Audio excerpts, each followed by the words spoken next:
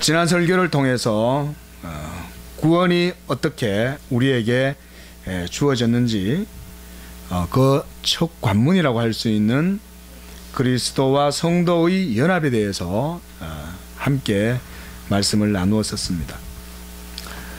우리가 구원받는 것은 그리스도께 접붙임을 받는다는 것과 같은 의미입니다.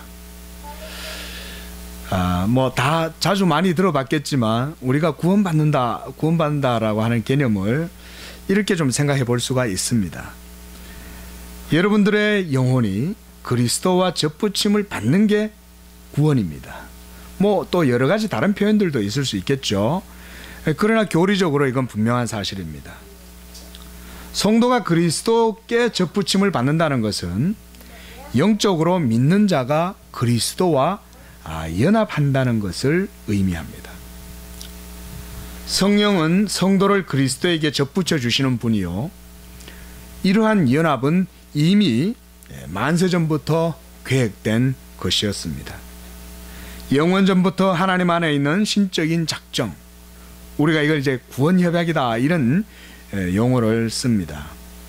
이 구원협약에 따라서 택자들의 구원이 예정되었고, 그리고 구원의 섭리는 하나님의 뜻을 따라서 이루어지는 것입니다. 이런 과정 속에서 우리가 믿음에 대해서 이해를 해야 한다는 것입니다. 조금 이제 약간 좀 틀이 좀 서죠. 믿음에 대한 이해는 이런 과정 속에서 이해를 해야 믿음이 뭐냐라는 질문에 대해서 말을 할 수 있습니다. 그렇지 않으면요, 제가 아는 바로는 다른 하나는 뭐냐면 인간에게서부터 그 믿음의 출발점을 찾을 수밖에 없어요. 그래서 오늘날 구원에 있어서 이 믿음의 주체성, 이것을 인간 편에 무게를 많이 두고, 그래서 우리가 신앙을 말할 때 인간의 선택과 의지, 또 결단, 노력, 수고, 또는 어떤 종교적인 어떤 인간의 정념이라고 말할 수 있을까요? 열정, 이런 게 조건이 되어야만 구원받는다고 하는 그런 생각이 사실은 우리가 쉽게 주변에서 접해볼 수 있는 그런 생각들입니다. 그게 뭐냐면 결국은 믿음을 구원의 공로나 행위로 생각하기 때문입니다. 하지만 믿음으로 구원을 받는다고 성경이 말할 때 그것은 믿음이 본질이 아니라 믿음은 도구적인 것이요, 수단적인 것으로서 말하는 것입니다. 도구고 수단으로서 믿음. 그리고 이 수단이 되는 믿음조차도 하나님의 성령의 공작, 성령의 창조하시는 역사 때문에 이루어지는 거예요. 여러분, 오늘 이 말씀들을 한번 곰곰이 생각을 잘 한번 해보십시오.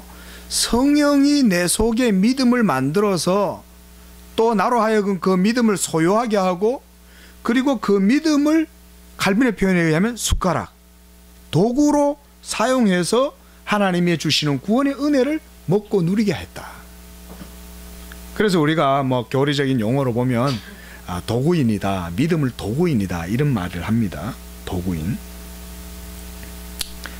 그래서 제가 예수 믿고 구원받게 되는 것은 먼저 삼일체 하나님의 섭리와 경륜이 영원전부터 있었다는 사실과, 거기로부터 우리의 구원이 우리의 이 시간 역사 가운데 실현되는 것이라고 말씀을 드린 것입니다. 무엇보다 이러한 구원은 성도가 그리스도와 연합을 통해서 이루어진다는 사실을 말씀을 드렸습니다.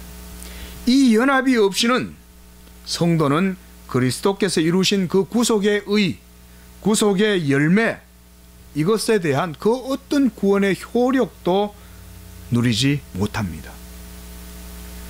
그래서 여러분, 우리가 논리적으로 말하면 그리스도가 객관적으로 모든 구원의 사실들을 이루었어도 성령이 오셔서 여러분들을 그리스도에게 접붙여서 신랑과 신부의 관계로 접붙여 주시지 않으면, 여러분들이 그리스도의 몸의 지체가 되도록 성령의 역사가 없으면 그리스도가 이루신 객관적인 모든 공로가 아무런 효염이 없어요, 우리에게.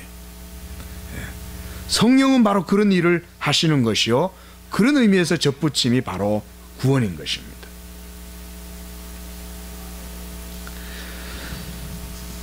설교자도 설교를 준비하고 말씀을 묵상하고 할 때 이 말씀을 깊이 들여다봅니다.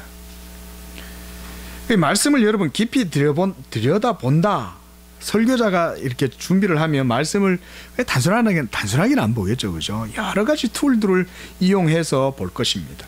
그 깊이 들여다본다는 말이 무슨 의미인가?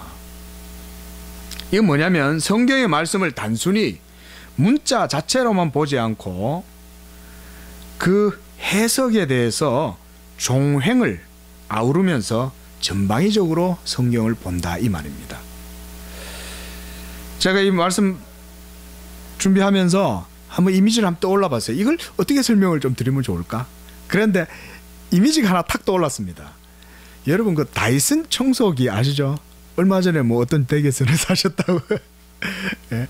다이슨 청소기 광고 보셨습니까? 그거 보면 3D로 해서 입체 3D 영상으로 딱 나와서 이게 쫙 분해됐다고 어떤 여자분이 딱 들고 나와서 하면 이 청소기가 쫙 분해가 됐다가 다시 하나로 쫙 합쳐지는데, 그렇죠? 여러분 성경을 들여다볼 때 좀 그런 시각으로 본다고 생각하시면 됩니다. 입체적으로 보는 거예요. 단순하게 평면적으로만 점으로만 선으로만 보는 게 아니라 입체적으로 3D로 보는 거죠. 그러면서 분해를 해서 봐요. 또 우리가 카메라를 이렇게 볼 때 여러분 카메라의 렌즈 구조를 분해를 해보면 렌즈가 하나밖에 있는 게 아니죠. 렌즈가 여러 개가 있습니다, 안에. 어떤 사실을 볼 때 렌즈가 여러 개가 필요한 것입니다. 기록된 말씀을 하나님의 살아계신 말씀으로 볼 때 여러분 우리가 이것을 아주 다차원적이고 입체적으로 볼 때에 그 속에서 가장 우리가 중요하게 여기는 게 뭐냐면 영원한 하나님의 말씀을 시간 속에서 봐야 한다는 사실 때문에 그렇습니다. 무슨 말이냐? 영원한 이 말씀이 그리스도의 성육신을 통해서 설교라는 이 선포의 방식으로 오늘 우리 가운데 재현되는 거예요. 그리스도의 복음이 선포되고 증거되면 그 말씀을 듣는 자들은 마음에 이 말씀으로 인해서 믿게 될 것입니다. 그리고 입으로 믿고 고백하게 될 것입니다. 그렇게 되면 구원을 얻게 됩니다. 여기에서 바로 믿음이 도구임과 동시에 열매로서 성령의 선물입니다.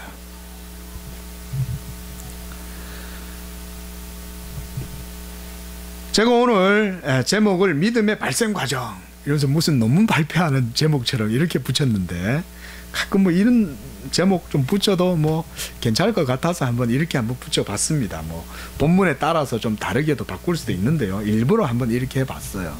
믿음의 발생 과정, 발생과 과정. 여러분들은 스스로 한번 질문을 많이들 던져보셨을 거라고 생각이 됩니다. 믿음이 뭐냐?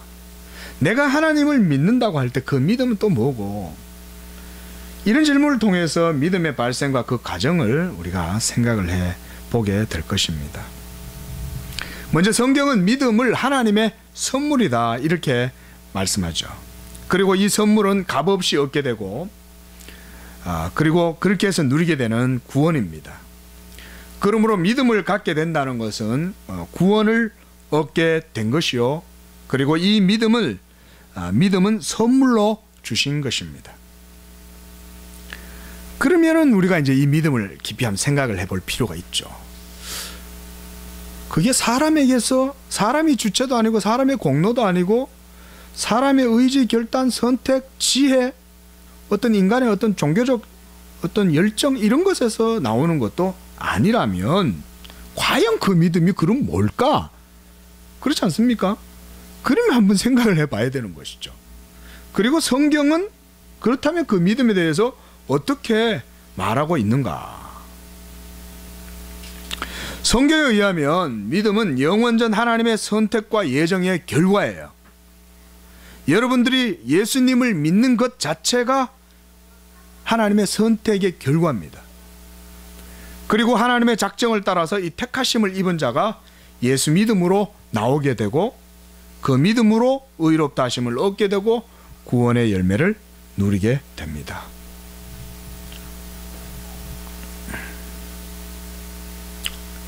하나님께서 우리를 구원하실 때 그 방식은 먼저 이 믿음을 갖게 하신다는 것입니다. 그리고 이 믿음은 사람이 믿지만 하나님 편에서 시작되는 것이요. 우리가 이런 점에서 이걸 자세히 살펴보면 닭이 먼저냐 알이 먼저냐 하는 이런 문제와 좀 비슷해요. 좀 그런 논리에 좀 여러분들 좀 휩싸이지 않습니까? 그런 논란에 논쟁의 여지가 좀 있죠. 뭐가 먼저냐, 닭이 먼저냐 알이 먼저냐, 이런 문제하고 좀 비슷해요. 그런데 여러분 한번 생각해 보십시오. 하나님께서는 모든 것을 무에서 시작하십니다. 근데 인간은 유에서부터 모든 것을 시작합니다. 이게 하나님과 사람과의 차이예요. 하나님은 없는 것에서 모든 것을 있도록 창조하셨고 우리는 하나님이 있도록 하신 그 위에서 모든 것을 시작해요. 이것이 바로 논리의 차이입니다. 성경은 하나님 편에서 인간의 모든 구원과 역사를 증거해 주고 있습니다. 우리가 이 점에서 성경을 또 봐야 돼요. 특히 여러분, 제가 예전에 성경 막 청년 때 읽을 때 제가 이사야서를 읽으면서 굉장히 제가 은혜를 많이 받았어요. 이사야서의 특징은 뭐냐면 하나님의 절대 주권을 굉장히 강조하죠.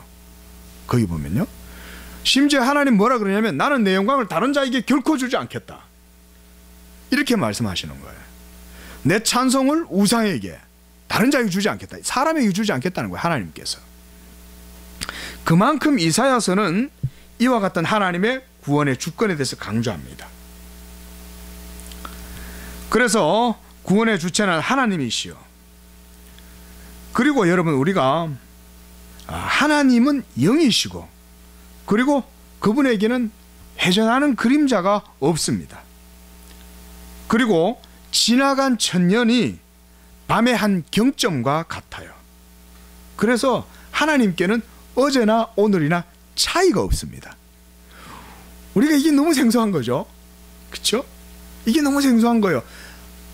어떻게 어제나 오늘이 차이가 없지? 나는 어제 집에서 밥했고 설거지도 했고 어제 쇼핑도 했고 했는데 오늘 난 또 쇼핑하러 가야 되고 뭐도 해야 되고 뭐도 해야 되고, 우리는 이렇게 시간 속에서 모든 걸 생각을 하는데 하나님의 역사는 그렇지 않아요.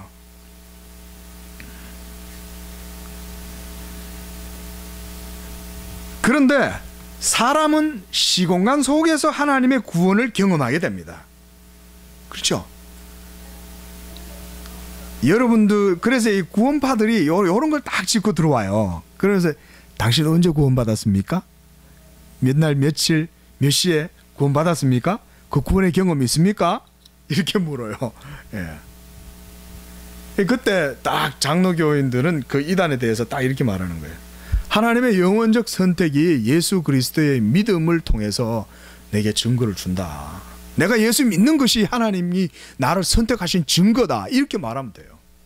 그러면 딱 해결되는 거예요. 근데 그 사람들은 예정론 이런 거 철저하게 막 비판해요. 왜냐하면 침례교 계통은 칼빈주의의 이런 예정론에 대해서 거의 뭐 이단적인 주장이다, 이런 식으로까지 주장하는 그런 이단들이 있어요. 그 침례교 계열의 이단들이 주로 그런 주장을 좀 많이 하는데, 구원파도 침례교죠. 그 계열에 있으니까. 자, 지금 무슨 말씀을 드리냐면요, 영원전에 하나님의 작정과 선택 예정이 시공간 역사 가운데에서 이루어지는 것이 구원이라는 사실을 우리가 기억한다면 이러한 논리적인 모순도 논리적으로 이해하지 못할 바가 아니라는 겁니다. 제가 아까 다이슨 청소기 얘기하면서 입체 3D 얘기한 게 무슨 얘기냐면 우리의 믿음의 시공간성에 대해서 얘기를 드리려고 그랬던 거예요. 믿음을 여러분 단순하게 한 면으로만 바라보지 말라는 것입니다. 영원하신 하나님이 역사 속에 오셔서 여러분들의 구원을 이루셨어요. 근데 우리는 그 구원의 결과로 믿음을 받았단 말이죠. 이 선물인데, 믿음이.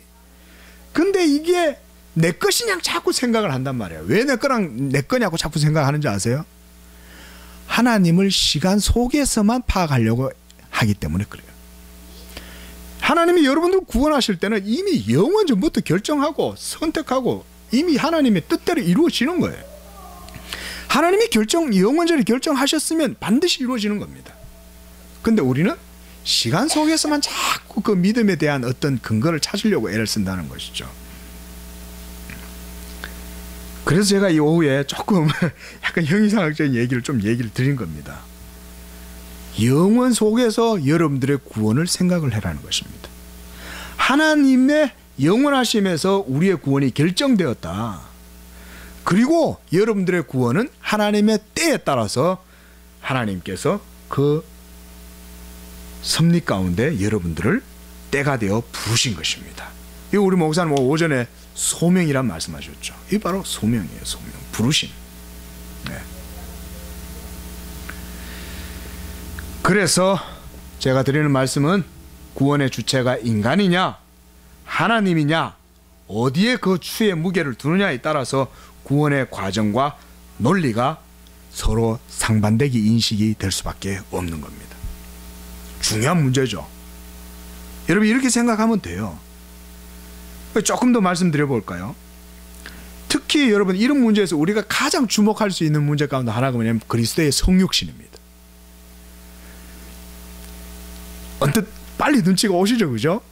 여러분 예수 그리스도의 성육신은 영원하신 하나님의 창조 시공간 속의 현현이에요. 자기를 육신 가운데 드러내셨어요. 영원께서. 영원하신 하나님 그분께서 자기를 그리스도의 성육신을 통해서 드러내신 것입니다. 이거야말로 영원과 시간이 거기서 완전히 싱크로나이즈 된 거죠. 그리스도의 성육신에서. 이건 여러분 우리가 어떤 논리도 풀어낼 수 없습니다. 그렇죠? 우리가 어떻게 영원을 알아요? 우리가 어떻게 영원에 대해서 표현할 수 있습니까?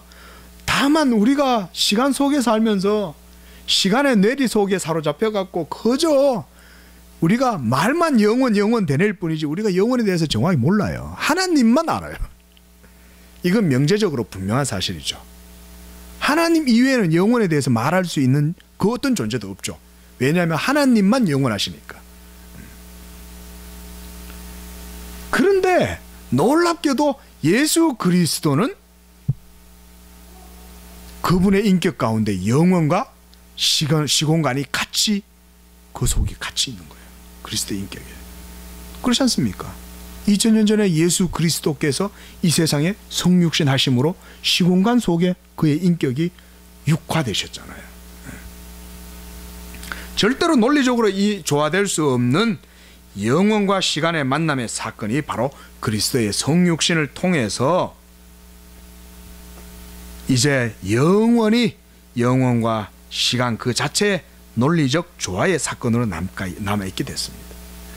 죄송합니다. 이 오후에 막 이렇게 형이상학적 얘기를 하니까 전부 다 조금 얼얼해지신 것 같은데 한마디로 얘기하면 뭔 얘기냐면요. 우리의 구원은 영원 전에부터 있었고 그 구원은 우리의 시간 역사 속에 이루어졌다. 예수 그리스도의 성육신 사건을 통해서 그 얘기를 하는 겁니다. 뭐 쉬운 얘기인데 저렇게 어렵게 뭐 일부러 뭐 괜히 어렵게 얘기하는 것 같지만 그렇진 않습니다. 이 바로 신학자들이 얘기하는 케리그마라고 하는 내용이 바로 이런 얘기인데 자유주의 진영에서 이 케리그마라고 하는 이 신학적인 이 이해가 좀 저희들하고 약간 다릅니다. 그리스도의 성육신 사건을 우리는 영원히 시간 가운데에서 성육신 하셨다 이렇게 말하지만 그들은 그 인간 예수다 이렇게 말해요. 그리고 인간 예수에게 영원히 스쳐 지나가듯이 사건이 일어났다 이렇게 봐요. 그러니까 실제로 영원하신 하나님의 아들이 성육신 했다라고 잘 보지 않아요. 이 자유주의 신학이거든요. 우리도 이런 설교 할 수 있어요. 뭐 자유주의만 막 무슨 그런 설교 하는 게 아닙니다. 그러나 여러분 진짜 여러분 우리 이 장로교의 바른 이 신학의 핵심은 바로 예수 그리스도의 성육신에 있습니다. 그리스도의 그 인격 안에 영혼과 시간이 만나서 그것을 통해서 놀라운 구원의 사건이 이루어진 것입니다. 이런 의미에서 여러분, 구약의 선지자들은 어떻게 장차 나타나게 될 그리스도의 이 구원에 대해서 생각을 했을까요? 한번 여러분 구약 성경 읽으면서 그런 생각도 안 드세요? 구약의 율법을 담당했던 제사장들이나 랍비들이나 그리고 선지자들이 어떻게 그런 일들을, 사역들을 하고 그런 설교들을 했을까, 그런 말씀들을 전했을까? 간단합니다. 제가 방금 드린 바로 그 영혼과 시간, 그 두 개가 그들에게도 같이 있었다고 생각하시면 되는 겁니다. 선지자들은 성령의 감동, 그리스도의 영의 감동이 되어서 장차 하나님께서 이스라엘에게 약속하신 이 언약의 말씀을 장차 오실 메시아를 통해서 어떻게 이루실 것인가를 이미 구약시대 때 그리스도가 오시기 벌써 그 전부터 바라보았던 거예요. 멀리서 바라볼 때 영원을 바라보는 겁니다. 그리고 그것을 해석할 때는 시간 속에서 해석하는 겁니다. 여러분, 이게 구약의 해석학적인 아주 중요한 키포인트예요. 시편도 그래 보시면 됩니다. 역사서, 그 다음에 모든 선지서들도 그렇게 보시면 돼요. 영원 가운데 계시는 그분의 말씀을 듣되 그것을 당시에 다니엘 선지자가 속한, 이사야 선지자가 속한, 에스겔 선지자가 속한, 스가랴가 속한 그 모든 선지자들이 속한 그 시대에 맞게 그들이 말씀을 해석하는 거예요. 시간 속에. 그런 게 여러분 구약을 우리가 바르게 이해할 때 바로 그 선상에서 신약도 이해할 수 있는 것입니다.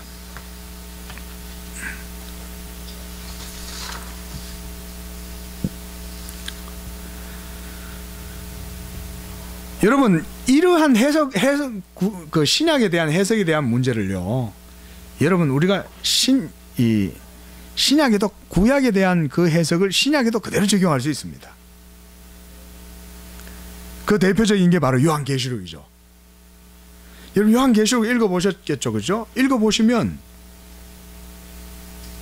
온통 막 모르는 상징적인 얘기 막 이런 것만 있잖아요.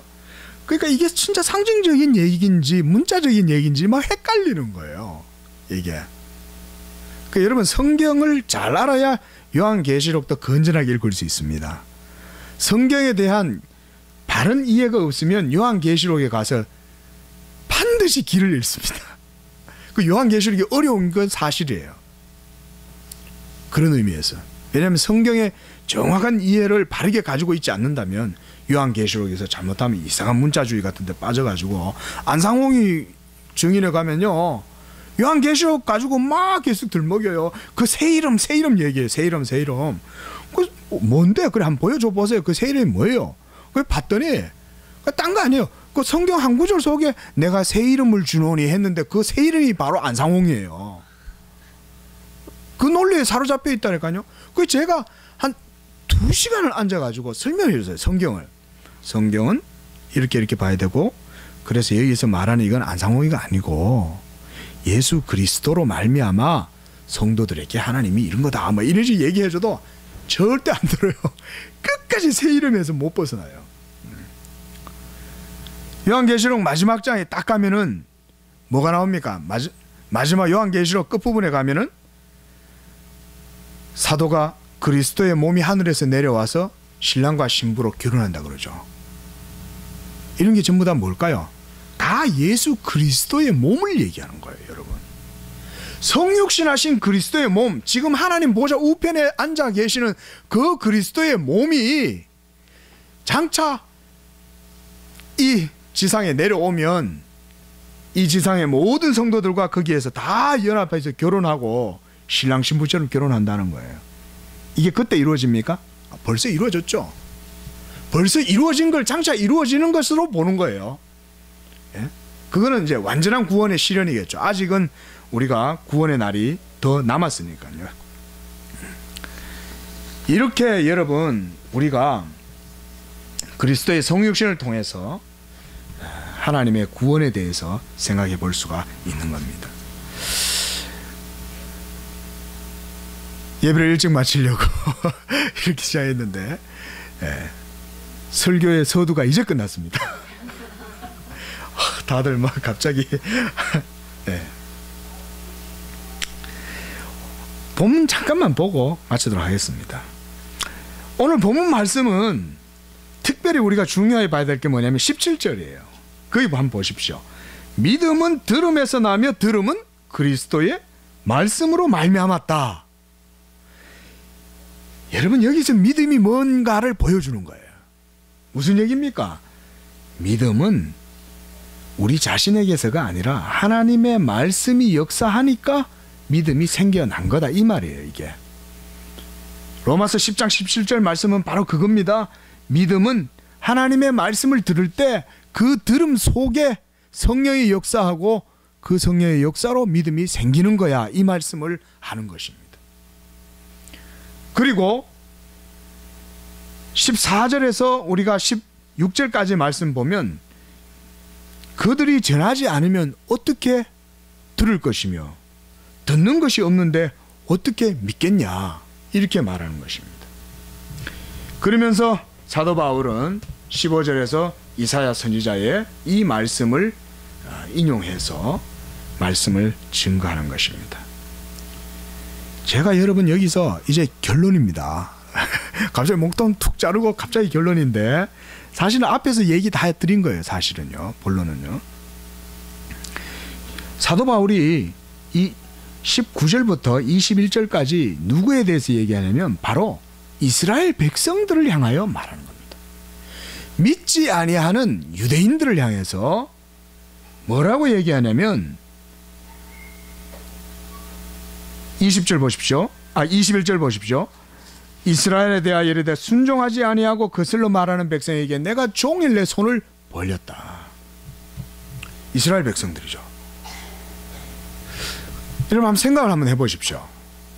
이스라엘은 아브라함의 후손들이고 모세의 후손들이고, 그래서 이 모세의 율법을 가지고 오랜 동안 오랜 역사 속에 하나님을 섬겼고, 그랬는데도 불구하고 그들이 모두 다 하나님을 믿지 않았다, 이렇게 말해요. 모두 다. 한마디로 이스라엘 공동체 전체가 하나님의 말씀을 불순종하고 떠났다는 것입니다. 그런데 여기서 바울이 말하고자 하는 바가 뭐냐면, 하나님의 말씀을 맡았던 언약 백성들인 아브라함 자손들인 이스라엘 백성들이 왜 예수를 믿지 않았지, 이 말이에요. 그렇지 않습니까, 여러분? 우리가 그런 궁금증 가질 수밖에 없어요. 유대인들은 하나님의 말씀을 가지고 있었는데 왜 예수님을 안 믿었을까? 왜 그리스도를 십자가에 못 박았을까? 그거에 대한 설명을 사도 바울이 지금 하고 있는 것입니다. 그러면서 19절에 그러나 내가 말하기를 이스라엘이 알지 못하였냐? 모세가 이르되 내 백성 아닌 자로서 너희를 시인하게 하고 미련한 백성으로 너희를 노엽게 하리라 했고, 또한 이사야는 나를 찾지 아니한 자들에게 내가 찾은 바 되고 내게 묻지 아니한 자들에게 내가 나타났다. 이것이 바로 사도 바울이 말하고자 하는 복음의 비밀입니다. 여러분, 구원은 예수 그리스도 안에서의 하나님의 선택 때문에 구원받는 거죠. 사도 바울이 지금 하는 말이 그거예요. 유대인들은 율법을 가지고 있었지만 결국은 그 율법으로 말미암아 순전한 믿음에 복음에 의해 이르는 게 아니라 율법에 걸려가지고 넘어져 버렸다는 거예요. 그런데 그들이 넘어짐과 동시에 하나님께서 자기의 영광을 어떻게 드러내냐면 믿지 아니하는 이방 백성들을, 율법 없는 이방인, 언약의 외인들을 불러내서 그들로 하여금 믿게 해서 이 복음의 의, 믿음으로 말미암는 의에 이르게 했다. 이게 놀라운 하나님의 지혜인 것입니다. 여러분, 하나님께서 왜 이런 방식으로 자기의 은밀한 구원을 이루셔야 했을까요? 성경은 그에 대해서 분명히 얘기합니다. 이것에 대해서 특히 이사야서가 분명히 말해줍니다. 뭐냐면 나는 내 이름을 다른 자에게 빼앗기지 않겠다는 거예요. 여러분, 하나님의 단호한 의지를 여러분 절대로 잊지 마세요. 이걸 그냥 흘겨 듣지 마세요. 제가 보니까요, 분명히 성경이 이렇게 얘기하는데 이걸 너무 쉽게 간과해요. 그러고 나서는 내가 열심히 믿어야 되는 것으로 또 생각을 해요. 그건 잊어버린 거예요. 그게 아닙니다. 오늘 오전에 목사님 강조하신 것 가운데 하나도 저는 그런 거라고 봐요. 구원의 주체는 하나님께 있고 하나님이 모든 일들을 그 뜻 가운데서 이루어 나가신다. 이게 하나님의 섭리거든요. 여러분들이 예수 그리스도를 믿고 구원받았습니까? 그렇다면 그것은 바로 이와 같은 하나님의 섭리 때문에 이루어진 것입니다. 하나님의 자기 영광을 위한 자기 열심, 이것을 통해서 하나님께서 이와 같이 이루신 것이 예수 그리스도의 복음이에요. 이 복음의 말씀이 하나님의 택하신 자들에게 들릴 때 택하신 자들은 그 말씀이 귀에 들리는 거예요. 그래서 믿음은 들음에서 나고 들음은 그리스도의 말씀으로 나는 이유가 바로 그런 역사 때문에 그런 것입니다. 영원 전부터 계신 하나님의 그 역사가 있기 때문에 여러분들이 들을 때 그 복음이 여러분들의 영혼에 효력이 있는 거예요. 여러분들의 영혼에 빛을 비추어 주는 거예요. 감동과 감화를 주는 거예요. 그래서 아, 예수가 하나님의 아들이구나, 이걸 깨닫게 돼요. 여러분, 전도할 때 이런 게 바로 아주 중요한 모토고 힌트가 됩니다. 여러분들이 좌절하거나 절망할 필요가 없습니다. 나 복음 전했는데 왜 저렇게 복음을 안 듣지? 여러분 고민하실 거 아니에요. 여러분들은 어땠는데요? 여러분들도 똑같았어요. 그러나 하나님께서 복음의 말씀으로 여러분들을 감동 감화하셔서, 여기는 모태신앙이든 이후에 믿었든 상관없습니다. 하나님께서 여러분들을 택하신 때에 불러내시고 믿게 하시고 고백하게 해요. 예. 부르신 이들을 의롭다 하고 의롭다 하신 그들을 영화롭게 하셨느니라. 그러니까 우리가 전도할 때 걱정할 일 없죠. 중요한 건 우리가 복음의 말씀을 진심으로 진정성 있게 전하는 것이 중요한 거죠. 관계 전도든 아니면 시장 거리 전도든 간에. 그래서 저는 우리 교회 뭐 크리스마스 때도 나가서 이렇게 하면요, 저는 그 복음 전도라고 생각합니다. 여러분, 이벤트라 생각 안 합니다. 여러분 어떻게 생각하는지 모르지만은 목사의 눈에는 그렇게 해도 복음이 저들 길 가는 사람들 가운데 어떻게 하나 탁 꽂힐 수 있는 거예요. 그 마음으로 그냥 하는 거예요. 그러면서 잘 하지도 못하는 영어 막 지나가는 외국인 붙들고 빌리빈 지저스 빌리빈 지저스 그러는 거예요. 예?